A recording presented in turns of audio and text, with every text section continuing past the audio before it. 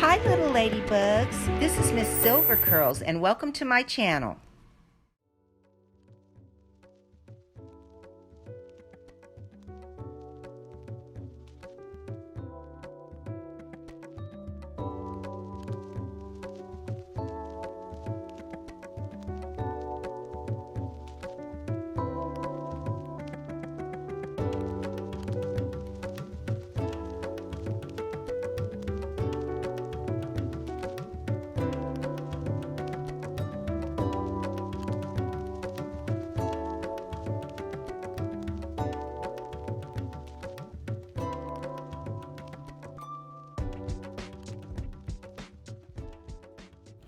So this is what I put on my hair today for my photo shoot.